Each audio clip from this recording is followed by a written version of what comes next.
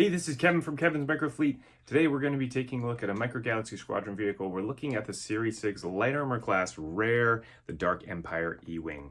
We're going to go ahead and take a look at the figures, at the vehicle, at the packaging. We'll do some measurements and we'll do a comparison. Let's go ahead and dive into the review.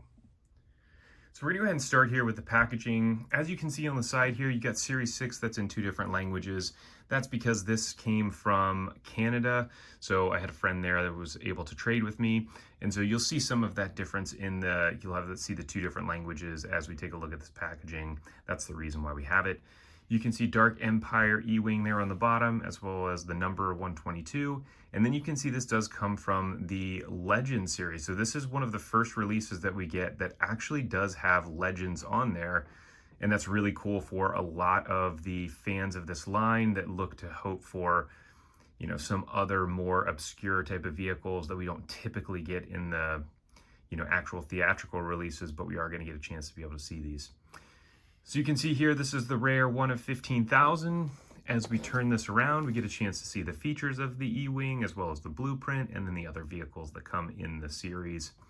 As we go down to the bottom here is the UPC for that if you are looking for it. And so let's go ahead and break this thing out of the box and we'll take a look at it. So here is the card back of the Dark Empire version. You can see there we've got an X-Wing, a TIE Interceptor flying around, and some TIE Fighters. And then here is the underside of the card, so you get that Resistance A-Wing on there as well. If you wanted to use this as some type of a display, that is what that looks like. So now that we have this out of the packaging, let's go ahead and start with the figures.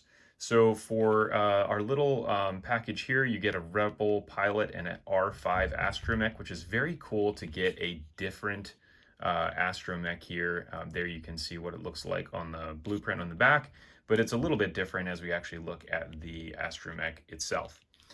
So here it is. We'll go ahead and start with this guy, and this thing looks really cool. So I love that they have the top of the dome painted here silver with the black eyes. They've got some great detailing there on the side as well as on the top.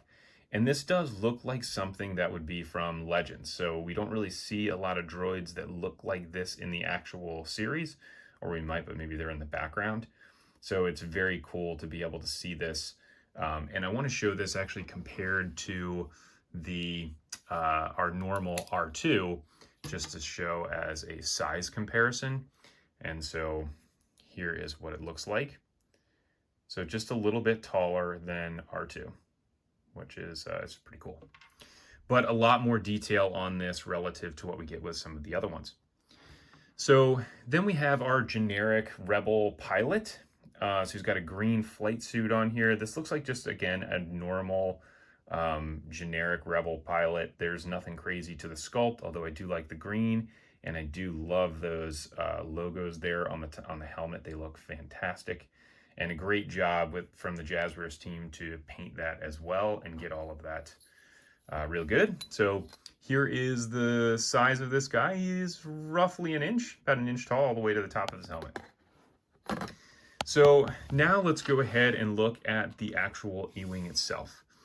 So we'll start here just with the coloring on this. So it's got this red color on it, which looks really nice. You can see that kind of as we go all the way around here. It's got a little engine glow on it. On the underside, it's just gray under there, maybe a couple of red markings.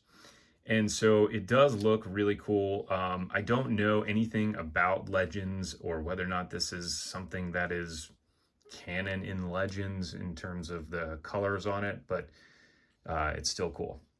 So you do have the one landing gear on here, which will close in, and then you've got your little droid port there, and you've got a little ejector on the bottom to be able to pop him out.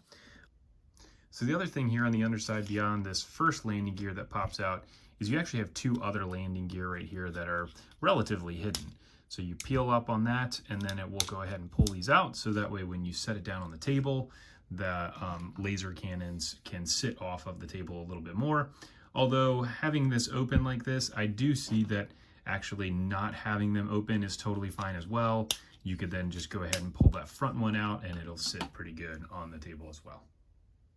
On the side of the cockpit, there are these little tabs that stick out, which I believe are just to be able to open this. It's kind of a bummer that they made the tabs that wide. I don't know that it's super necessary unless that's actually part of the E-wing design, but I don't know that offhand. I'll have to look at some pictures afterwards to see. So you do have some great detailing there on the inside of the cockpit with a bunch of different stuff in there and controls and all of that, which looks really, really cool. Now, you also have your thrusters here and then the guns here. So these laser cannons are a very soft plastic material. You can see how easy that is for me to move. And the one thing that you can see actually with both of these, how they're turned up like that, some of it can be because of how it's put in the packaging.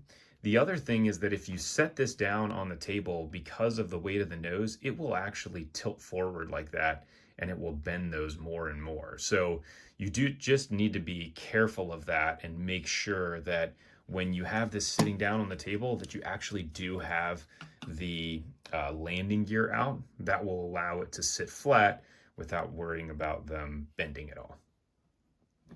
Now let's go ahead and do some measurements for this guy. So from front to back, this is 5 inches. From side to side, it's about 4.5. And then when it's in this landed position, it's about 1.5 inches, maybe 1.75 inches. I'm sorry, yeah, 1.5 inches or so tall.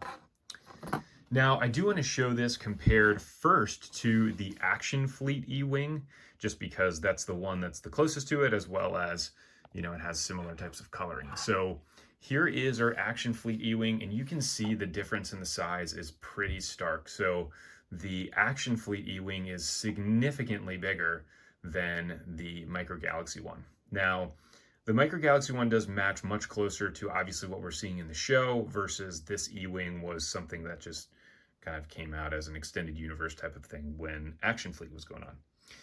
And so you can see, again, just a huge difference there in the laser cannons and the whole design of the actual ship as well. And then from its profile, you can see this one looks much similar, more similar to an X-Wing, where it has like that elongated nose, versus this one where it looks like a little bit more stubby.